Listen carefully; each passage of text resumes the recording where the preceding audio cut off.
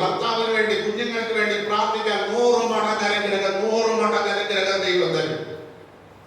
ഞാൻ എന്നിട്ട് അവനോട് ചോദിച്ചു, എടാ നിനക്കൊരു പെൺകുഞ്ഞാണ് ഇപ്പൊ ജനിച്ചത്, ഇനി ഒരു ആൺകുഞ്ഞ് ജനിക്കണമെന്ന് വേദപുസ്തകത്തിൽ വാക്യം എവിടെയെങ്കിലും ഉണ്ടെങ്കിൽ കണ്ടുപിടിച്ച് അതിനുവേണ്ടി എന്ത് ചെയ്യണമെന്ന് വേദപുസ്തകത്തിനകത്ത് വാക്യമുണ്ട്.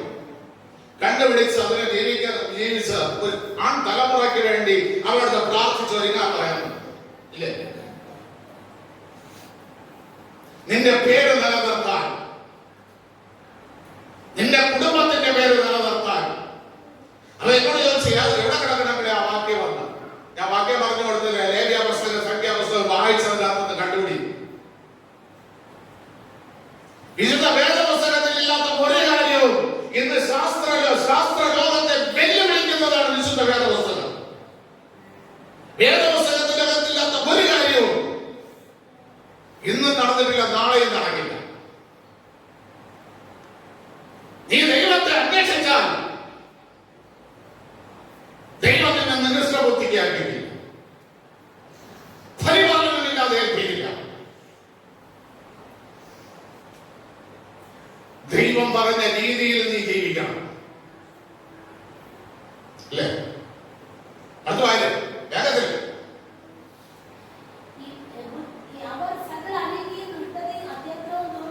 കേട്ടാ, നികൃഷ്ട ബുദ്ധിക്ക് ഏൽപ്പിച്ചപ്പോൾ ഇവർക്ക് എന്ത് പറ്റി? സകല അനീതി, വായിച്ച ദുഷ്ടത, അത്യാഗ്രഹം, ദുർബുദ്ധി നിറഞ്ഞവരായി. ഇന്ന് അത്യാഗ്രഹമാണ്. ദൈവത്തിന് കൊടുക്കേണ്ടത് കൊടുക്കൂല, അതുകൂടെ എനിക്കിട്ട് സമയം കൊടുക്കൂല, സാമ്പത്തികം കൊടുക്കൂല, മഹത്വം കൊടുക്കൂല, വിശുദ്ധി കൊടുക്കൂല. ഒന്നും മാത്രമല്ല, ഇവര് നികൃഷ്ട ബുദ്ധിക്ക് ഏൽപ്പിക്കുമ്പോൾ അവർ കൊടുക്കാത്തത്. നിങ്ങളെനിക്ക് മാസന്മാർ പ്രസംഗിക്കുന്ന സമയം സാമ്പത്തികം ഇല്ല. കൊടുക്കാത്ത ഒരു 7 കാരണങ്ങളുണ്ട്. സാമ്പത്തികം ഞാൻ എപ്പോഴും ദൈവത്തോട് പറയാറുണ്ട്, എന്റെ മകനോട് പറയാറുണ്ട്, തന്നെ വിളിച്ചപേക്ഷിക്കുന്ന ഏവർക്കും കൊടുക്കാൻ ദൈവം സമ്മതം. അവിടെ വിളിച്ചപേക്ഷിച്ചാൽ മതി, ദൈവം കൊടുക്കും. അതിന്റെ സമ്പത്തിന്റെ മുമ്പിൽ ഒരുത്തന്റെ മുമ്പിൽ മുട്ട് മടക്കരുത്, ഒരുത്തന്റെ മുമ്പിൽ തായെന്ന് പറയരുത്. തലം നിവർന്നു നിൽക്കണം. തല നിവർന്നു നിൽക്കാൻ പഠിക്കണം. തന്നെ വിളിച്ചപേക്ഷിക്കുന്ന ഏവർക്കും കൊടുക്കാൻ തല അളവിക്കാനില്ലാത്ത ധനവുമായിരിക്കുന്ന ദൈവം. ആ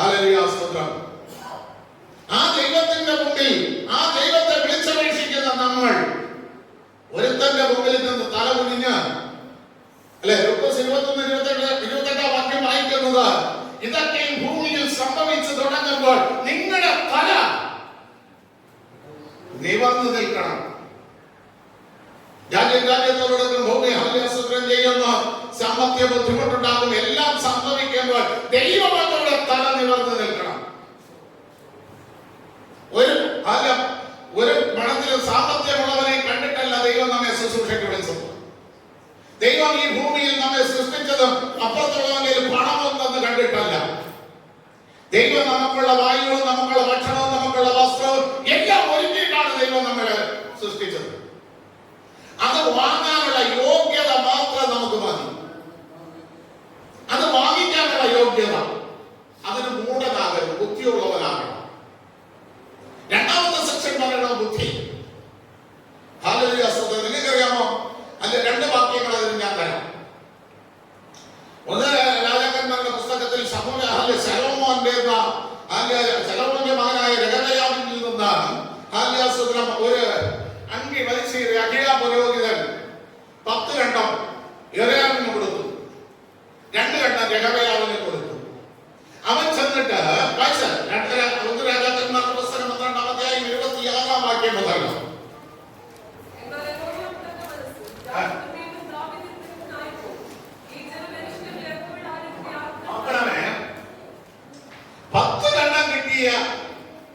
മനുഷ്യൻ പറയുകയാണ്, ഇനി ആ 2 ഖണ്ഡം കൂടെ എനിക്ക് വേണം. ദാവീദിന്റെ അവകാശം മുഴുവൻ എനിക്കാണ്. ഈ ജനം അങ്ങോട്ട് പോയല്ലേ, ഇവർ അങ്ങോട്ട് ആലയത്തിൽ യെരൂശലേം ദേവാലയത്തിൽ ആരാധിക്കാൻ പോയാൽ ഈ അവകാശം എങ്ങോട്ട് പോകും? അതുകൊണ്ട് യെരൂശലേമിലേക്ക് ഇവർ ആരാധിക്കാൻ പോകുന്നത്. യെരൂശലേമിലേക്ക് ഇവർ ആരാധിക്കാൻ പോകുന്നത്. അതിനവർ എന്ത് ചെയ്തു? 2 കാളക്കുട്ടിയെ വാർത്ത് എവിടെയെല്ലാം വെച്ചു? ബഥേലിന്റെ പ്രത്യേകത, ബഥേലിന്റെ പ്രത്യേകത ഒന്ന് പറ.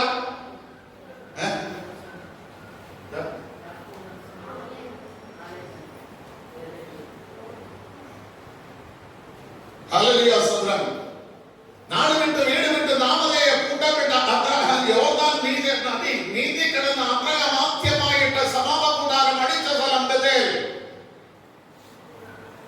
അപ്പനെ വിട്ട് ചാർച്ചക്കാരെ വിട്ട് പിതൃമാവനെ വിട്ട് ബന്ധുക്കളെ വിട്ട് ചാർച്ചക്കാരെ എല്ലാവരെയും വിട്ട് യോർദാൻ ഇക്കരെ വന്ന ആദ്യമായിട്ട് ഉൽപ്പത്തി പുസ്തകം 12-ാം അധ്യായത്തിന്റെ 8-ാം വാക്യം ആദ്യമായിട്ട് യാഗപീഠം പണിത അബ്രഹാം ആരാധന നടത്തിയ സ്ഥലം ബഥേൽ.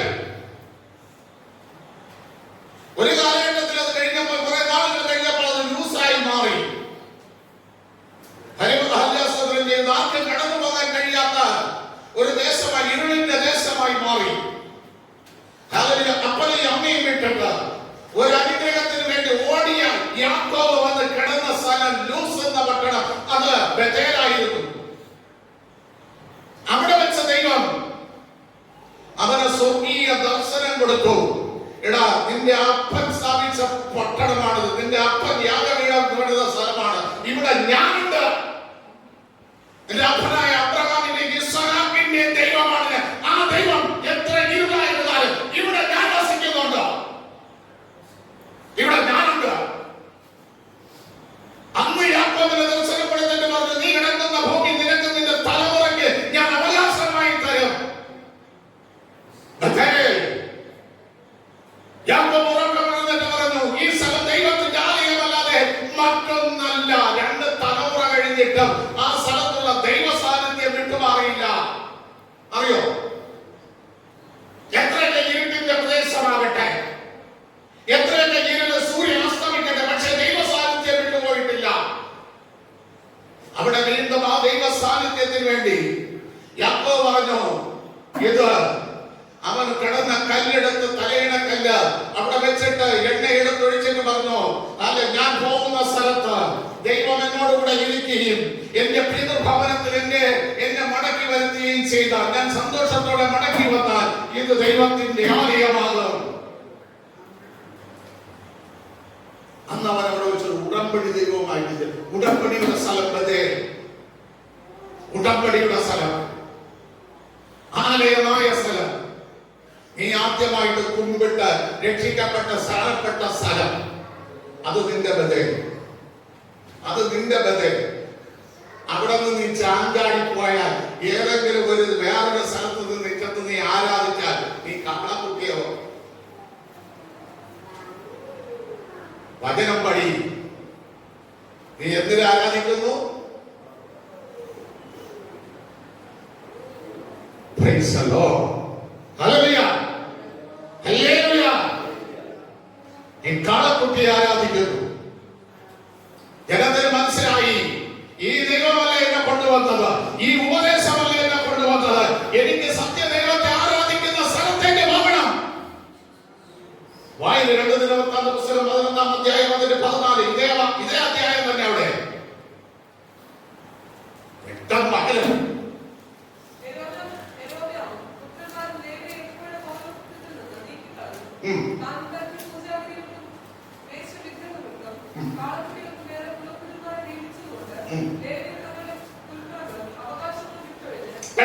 അവിടെയുള്ള പുൽപ്പുറങ്ങളും നന്മകളും അവിടെയുള്ള അവകാശങ്ങളും വിട്ടൊഴിഞ്ഞ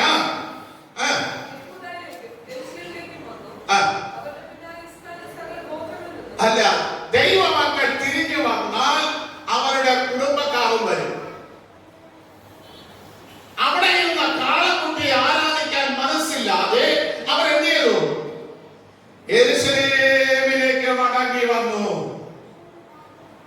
യെരൂശലേമിലേക്ക് മടങ്ങി വന്നു. ഈ ദൈവമല്ല ഞങ്ങളെ കൊണ്ടുവന്നത്, ഈ ദൈവത്തെ അല്ല ഞങ്ങൾ ആരാധിച്ചത്, ഈ ദൈവമല്ല ഞങ്ങൾക്ക് അത്ഭുതങ്ങളും അടയാളങ്ങളും കാണിച്ചു തന്നത്.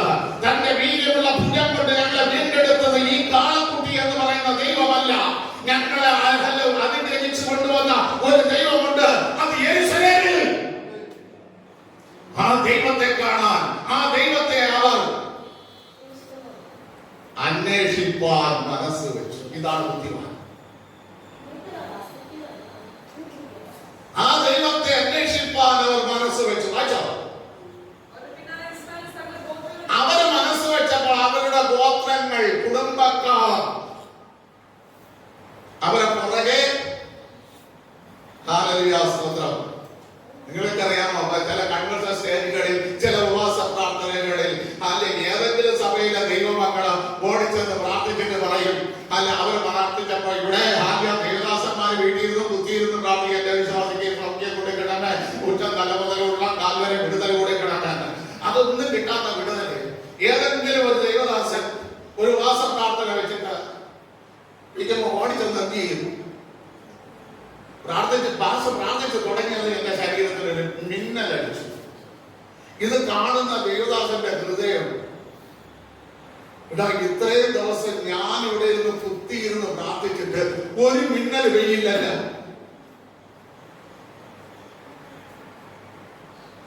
സത്യദൈവത്തെ നീ അന്വേഷിക്കുക. സത്യദൈവത്തിന്റെ അടുക്കൽ എത്താൻ ഇത്തിരി പാടാ. നിങ്ങൾക്കറിയാം, പുതിയ നിയമത്തില് ഒരു വാക്യം ഞാൻ തരാം. യോഹന്നാന്റെ സുവിശേഷം 12-ാം അധ്യായം ഒന്നെടുത്ത് അതിന്റെ 20-ാം വാക്യം ഒന്ന് വായിച്ചത് നോക്കണമേ. യഹൂദരല്ല, യവനന്മാരുണ്ടായിരുന്നു. ഇവർ ഗലീലയിലെ ബെത്സേദക്കാരായ ഫിലിപ്പോസിനോട് അടുത്ത ചെന്ന അവർക്ക് ഉത്സവം കാണണം. യെരൂശലേമിലെ ഉത്സവം അവർക്ക് കാണണം. പിന്നെ ആരെ കാണാനാണ് അവർ വന്നത്?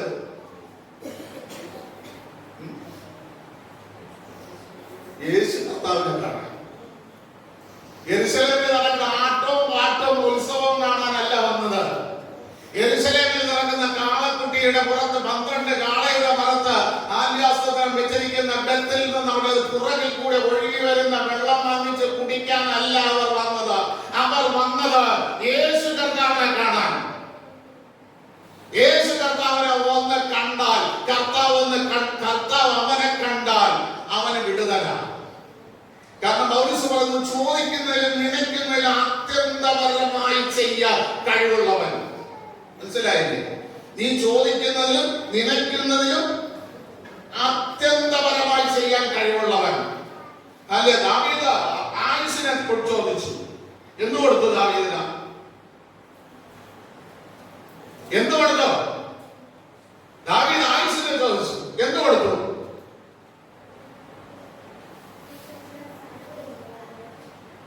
എനിക്കും ശൗലിനും തമ്മിൽ ഒരടി വ്യത്യാസം, മരണത്തിനും എനിക്കും തമ്മിൽ ഒരടി വ്യത്യാസം. ഞാൻ ഒരു ദിവസം ശൗലിന്റെ കയ്യാൽ മരിക്കുകയുള്ളൂ എന്ന് പറഞ്ഞ് പ്രാർത്ഥിച്ച ദാവീദിന് ദൈവം എന്തു കൊടുത്തു?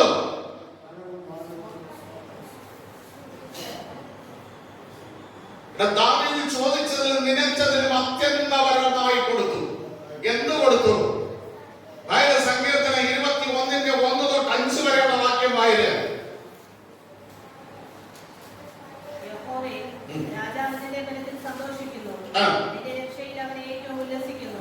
ദാവീദ് ദൈവത്തിന്റെ രക്ഷയിൽ ഏറ്റവും ഉല്ലസിച്ചു.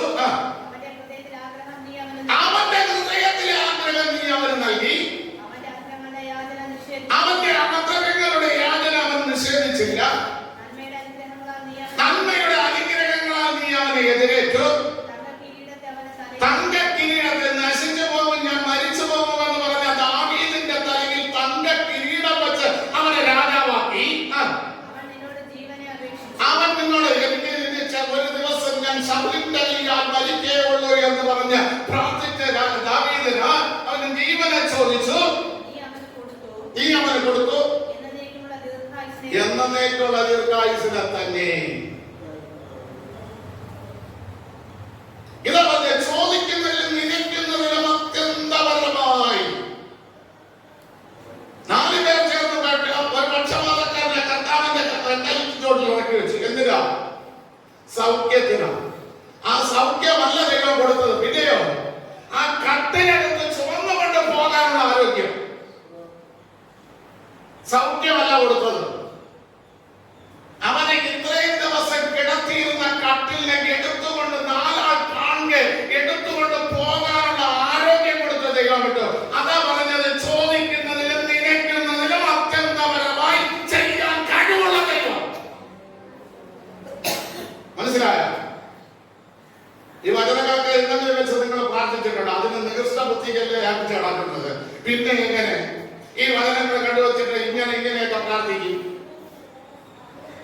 എന്ത് വന്നിരുന്നാലും പള്ളിയെയും ദൈവനാമത്തെയും വല്ല പറയുള്ളൂ. ഞാൻ കുറെ കാലം കൊണ്ട് ആരാധിക്കുന്നു, കുറെ വർഷം കൊണ്ട് കർത്താവിന്റെ അടുത്ത് പോകണം, ഒന്നും എന്ത് ചെയ്യുന്നില്ല, ഒന്നും കിട്ടിയില്ല. കർത്താവ് തന്നെ പറഞ്ഞു, എന്താണ് നിങ്ങൾ തെറ്റിപ്പോകാൻ കാരണം?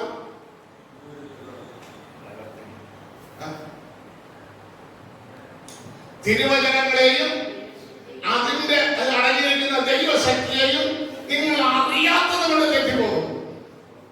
ആദ്യം തിരുവചനം അറിയുന്നില്ല, അതിനകത്ത് അടങ്ങിയിരിക്കുന്ന ദൈവശക്തി എന്താണെന്ന് നിങ്ങൾ അറിയുന്നില്ല, അതുകൊണ്ട് നിങ്ങൾ തെറ്റിപ്പോകും. ആദ്യം തിരുവചനത്തെ അറിയും, എന്നിട്ട് അതിൽ അടങ്ങിയിരിക്കുന്ന ദൈവശക്തിയെ അറിയും. ഇല്ലാത്തവൻ തെറ്റിപ്പോകും. ഹല്ലേലൂയ, സ്തോത്രം ചെയ്യുന്നു. ഇല്ലാത്തവന് ദൈവസന്നിധിയിൽ പിടിച്ചു നിൽക്കാൻ കഴിയില്ല. മനസ്സിലായോ? ഇല്ലാത്തവന് ദൈവസന്നിധിയിൽ പിടിച്ചു നിൽക്കാൻ കഴിയുകയില്ല എന്ന നിങ്ങൾ ദൈവശക്തിയെ അറിയുന്ന ബുദ്ധിമാന്. ഹല്ലേലൂയ, സ്തോത്രം. ഇയ്യോബിന്റെ പുസ്തകം 8-ാം അധ്യായം 7-ാം വാക്യം കൂടെ വായിക്കും. ഇയ്യോബിന്റെ പുസ്തകം 8-ാം അധ്യായം 7-ാം വാക്യം. നിന്റെ പൂർവസ്ഥിതി അല്പമായി തോന്നിയാലും നിന്റെ അന്ത്യസ്ഥിതി അതിമഹത്വമായിരിക്കും. ഇതിന് ഇയ്യോബ് ദൈവശക്തിയെ എങ്ങനെയെല്ലാം തിരിച്ചറിഞ്ഞു? ഹല്ലേലൂയ, സ്തോത്രം. 7-ാം അധ്യായത്തിൽ പറയുന്നു, ഞാൻ കൂലിയിൽ കാത്തിരിക്കുന്ന കൂലിക്കാരനെ പോലെ ഞാൻ വാഞ്ചിക്കുന്നു. ജോലി ചെയ്തിട്ട് കൂലിക്ക് വേണ്ടി കാത്തിരിക്കുന്ന ഒരു കൂലിക്കാരനെ പോലെ ഞാൻ എന്ത് ചെയ്തുകൊണ്ടിരിക്കുന്നു? വാഞ്ചിച്ചുകൊണ്ടിരിക്കുന്നു. 16-ാം അധ്യായത്തിൽ പറയുന്നു, അയ്യോ ഭൂമിയെ എന്റെ കണ്ണ് അല്ല എന്റെ രക്തത്തെ മൂടിക്കളയരുത്, ഞാൻ കരഞ്ഞ് കരഞ്ഞ് എന്റെ മുഖം ചുവന്നിരിക്കുന്നു, എങ്കിലും സാഹസം എന്റെ കയ്യിൽ ഇല്ല. സാഹസം എന്റെ കയ്യിലില്ല. 3 അന്യാസനം ചെയ്യുന്ന 19-ാം അധ്യായത്തിൽ പറഞ്ഞു, ഞാൻ ഇങ്ങനെ തന്നെ ദേഹസഹിതനായി നശിച്ചാലും എന്റെ വീണ്ടെടുപ്പുകാരൻ ജീവിച്ചിരിക്കുന്നു, അവൻ എന്റെ പൊടിമേൽ നിൽക്കും. അങ്ങനല്ല, സ്വന്തം കണ്ണാൽ ഞാൻ എന്റെ ദൈവത്തെ കാണും. 19-27 25 തൊട്ട് 27 വരെ. വീണ്ടും യോബ് പറയുന്നു, 23-10 തൊട്ട് 12 വരെ വായിക്കുമ്പോൾ, എന്നെ ശോധന ചെയ്താൽ ഞാൻ പൊന്നുപോലെ പുറത്തു വരും. ഇതിലും നല്ല ഞാൻ പൊന്നുപോലെ പുറത്തു വരും. ഇതിനിടയിൽ ഞാൻ ഇന്നത്തെ കാലഘട്ടത്തിൽ ഒരു കാര്യം പറഞ്ഞുതരാം. ആദ്യവാസത്തിൽ 4 സ്ത്രീകൾ വധശിക്ഷ വിധിച്ചിട്ടുണ്ട്. 4ാമത്തെ ആളാരാണ്? ഗ്രീഷ്മ. ഗ്രീഷ്മ പറഞ്ഞത് നിങ്ങൾ കേട്ടോ, ഈ വധശിക്ഷയിൽ നിന്ന് പുറത്ത് ഞാൻ വരും. പോലീസുകാരോട് SI-യോട് ആളെ കേസിൽ കൊണ്ട് പോലീസുകാരോട് പറയുക, ഇതിൽ ഞാൻ പുറത്ത് അതിനുള്ള നിയമത്തിന്റെ വകുപ്പുകൾ എനിക്കറിയാം. ഈ വധശിക്ഷയുടെ ഡേറ്റിന് മുമ്പേ എനിക്ക് വേണ്ടി അപ്പീലോട് ഞാൻ പൊന്നുപോലെ പുറത്തു വരും. പിന്നെ ഞാൻ കാണിച്ചു തരാം. ജഡ്ജിയായിരിക്കുന്ന ഭാഷ പറയുകയാണ്, അവളെ തൂക്കിക്കൊല്ലാനുള്ള ഒരു വകുപ്പില്ല, അവൾ പുറത്തു വരും. ഇവിടെ ഇയ്യോബ് പറഞ്ഞാൽ അങ്ങനെയല്ല, ഞാൻ കള്ളത്തിൽ പുറത്തു വരുന്നല്ല. ഞാൻ പൊന്നുപോലെ ഈ തകർച്ചയിൽ നിന്ന്, ഈ വേദനയിൽ നിന്ന്, ഈ 10 മക്കളുടെ നഷ്ടത്തിൽ നിന്ന്, അല്ലെ എന്റെ സകല നന്മയിൽ നിന്നും ഞാൻ തകർന്നു കിടക്കുന്ന ഈ അവസ്ഥയിൽ നിന്ന് ഞാൻ പുറത്തു വരും. ആ പുറത്തു വരുന്നത് എന്റെ ആകാരത്തെക്കാൾ ഞാൻ അവന്റെ വചനത്തെ വായിൽ സൂക്ഷിച്ചിട്ടുണ്ട്. അങ്ങനെയല്ലേ? ഹല്ലേലൂയ, സ്തോത്രം. എടാ, മനുഷ്യന്റെ തകർച്ചയിൽ നിന്ന് പുറത്തു വരണമെങ്കിൽ, മനുഷ്യന്റെ എല്ലാ പ്രതികൂലങ്ങളിൽ നിന്ന് പുറത്തു വരണമെങ്കിൽ നിന്റെ വാക്കകത്ത് ദൈവവചനത്തെ സൂക്ഷിച്ചു വൈ. നിനക്ക് പുറത്തു വരാൻ കഴിയും. ഹല്ലേലൂയ, സ്തോത്രം. യോബിനെ കുറ്റം പറഞ്ഞവർ അവന്റെ മുമ്പിൽ വന്ന് പ്രാർത്ഥനയ്ക്ക് ഇരിക്കേണ്ടി വന്നു. പുറത്തു പറഞ്ഞെങ്കിൽ 38 വെളിപ്പാട് വരെ അങ്ങോട്ട് ചവച്ചരച്ച് കളിക്കൂട്ടുകാരെ കൂട്ടത്തിരിക്കാതെ ഭക്ഷിച്ച് ബലപ്പെട്ടിര് നിന്നെ കുറ്റം പറഞ്ഞവര് നിന്റെ മുമ്പിൽ വന്ന് യാചിക്കുന്നത് കാണിച്ചു ചെയ്ത യിരെമ്യാവിനോട് ദൈവം പറഞ്ഞു, ഇന്ന് നിന്റെ തകർച്ചയിൽ നിന്റെ ക്ഷേമം അന്വേഷിച്ച് ഒരാൾ കയറി വരിക കാണില്ല. പക്ഷേ നിന്റെ മുമ്പിൽ അവർ യാചിക്കും.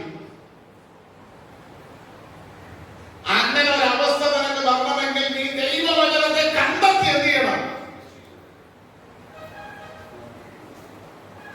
ഹല്ലേലൂയ, സ്തോത്രം. ദൈവം പറഞ്ഞ ഹോശേയ പ്രവചനം 6:11 വായിക്കുമ്പോൾ നിന്റെ സ്ഥിതി മാറ്റുമ്പോൾ ഞാൻ നിനക്ക് ഒരു കൊയ്ത്ത് വെച്ചിട്ടുണ്ട്. വെച്ചിട്ടുണ്ട്, കൊയ്ത്ത് വെച്ചിട്ടുണ്ടെന്ന്. യോബിന്റെ സ്ഥിതി മാറ്റിയപ്പോ കൊയ്ത്തല്ലേ? അവന്റെ ആഹാരം കഴിക്കാൻ ഇരിക്കണമെങ്കിൽ ഒരു സ്വർണ്ണ നാണയം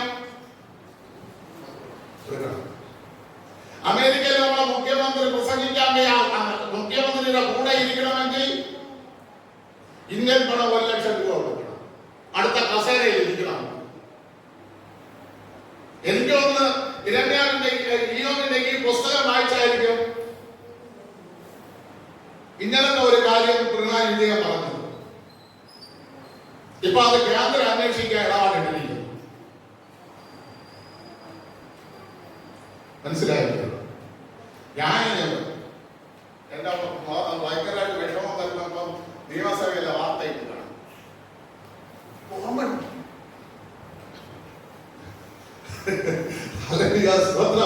മനസ്സിലായോ? പ്രിയ ദൈവമക്കളെ, ദൈവം നമുക്കൊരു കൊയ്ത്ത് വെച്ചിട്ടുണ്ട്. ആ കൊയ്ത്ത് എന്ന് പറയുന്നത് ഒരു വാക്യം ഇവിടെ വായിച്ചു. യിരെമ്യാ പ്രവാചകന്റെ പുസ്തകം 33-ാം അധ്യായം അതിന്റെ 11-ാം വാക്യം വായിച്ചോ. അത് എത്ര തകർച്ചയിൽ കിടക്കുന്ന നീ ആയിരുന്നാലും ഇനിയും ആനന്ദഘോഷവും സന്തോഷവും മണവാളന്റെ സ്വരവും മണവാട്ടിയുടെ സ്വരവും ദൈവത്തെ സ്തുതിക്കുന്നവന്റെ വീട്ടിലുണ്ടാകും. ഇതാണ് കൊയ്ത്ത്. അടുത്ത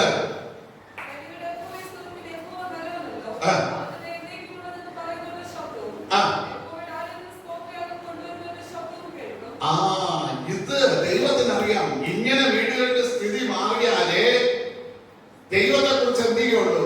നല്ലവനെന്ന് വീട്ടുകാർ പറയുള്ളൂ. പക്ഷെ അതിന് നീ ബുദ്ധിമാനായി മാറും, മൂഢനായി മാറരുത്. എങ്കിലും നിനക്ക് സ്തോത്രത്തോടെ ആലയത്തിൽ വന്ന് ദൈവത്തെ സ്തുതിക്കാൻ കഴിയുള്ളൂ. വീടിന്റെ അവസ്ഥ മാറണം, ആ സ്ഥിതി മാറണം. വീട്ടിനകത്താണ് സ്ഥിതി മാറേണ്ടത്. ഒരു കുടുംബം നന്നായാൽ സഭ നന്നാവും, സഭ നന്നായാൽ ദേശം നന്നാവും. അപ്പൊ ആദ്യം നന്നാകേണ്ടത് എവിടെ? വീട്. വീട്ടിനകം നന്നാകണം. അപ്പൊ ദൈവം നമ്മുടെ സ്ഥിതി മാറ്റുമ്പോൾ ആദ്യത്തെ സ്ഥിതി മാറ്റുന്നത് എവിടെ? വീട്ടിനകത്ത്. വീട്ടിനകത്ത്. ഇന്ന് പകൽക്കാലം പ്രിയതേ പ്രാർത്ഥിക്കാമോ? ദൈവമേ, എന്റെ വീട്ടിനകത്ത് സ്ഥിതി മാറ്റണമേ എന്ന് വാരി പിടിച്ച് പ്രാർത്ഥിക്കാതെ, ഒരുപാട് ആവശ്യങ്ങൾ പ്രാർത്ഥിക്കാതെ, എന്റെ വീട്ടിനകത്തുള്ള സ്ഥിതി ഒന്ന് മാറ്റിത്തരാൻ, വീട്ടിനകത്ത് ഞാൻ വിഷണ്ണ മനസ്സോടെ ഹൃദയ വേദനയോടെ ഞാൻ ആയിരിക്കുന്ന വിഷയങ്ങൾക്ക് എന്റെ സ്ഥിതി മാറ്റി എനിക്കൊന്ന് സന്തോഷവും ആനന്ദവും എന്റെ വീട്ടിനകത്താക്കി കേൾപ്പിക്കാൻ, എങ്കിൽ മാത്രമേ വിശുദ്ധ ഞായറാഴ്ചക്കെന്ന വിശുദ്ധ അലങ്കാരത്തോടുകൂടി എന്റെ കർത്താവിന് തരേണ്ട മഹത്വം എനിക്ക് തരാൻ കഴിയുള്ളൂ. അതുകൊണ്ട് കർത്താവേ, എന്റെ ഭവനത്തിലെ സ്ഥിതി ഒന്ന് മാറ്റിത്തരണമേ എന്ന് ആത്മാർത്ഥമായി ഈ പകൽക്കാലം ഒന്ന് പ്രാർത്ഥിച്ചു തുടങ്ങാമോ? ഞാൻ ബുദ്ധിയുള്ളവനായി മാറട്ടെ. ആലയത്തിൽ വന്നിട്ട് ഞാൻ മൂഢനായി മാറരുത്. അല്ല, എന്റെ ഹൃദയം ഇരുണ്ടു പോകരുത്. നന്ദിയില്ലാത്ത ഹൃദയമാണ് ഇരുണ്ടു പോകുന്നത്. കർത്താവേ, ഞാൻ നന്ദിയുള്ളവനായി വെളിച്ചത്തിന്റെ ഹൃദയവുമായി ഞാൻ ആലയത്തിലേക്ക് കടന്നു വരുവാൻ സ്വർഗം എന്നെ സഹായിക്കണമേ എന്ന നിങ്ങൾക്കറിയാമോ? 3 പ്രാവശ്യം ദൈവം ഹൃദയത്തെ സ്കാൻ ചെയ്തു. വായിച്ചിട്ടുണ്ട്. ഉൽപ്പത്തി 6:1, 2 ഇരമ്യാപ്രവചനം 17:9. ഹൃദയത്തെ കപടവും വിഷവും ഉള്ളത്. 3 മാർക്കോസ് 7:20.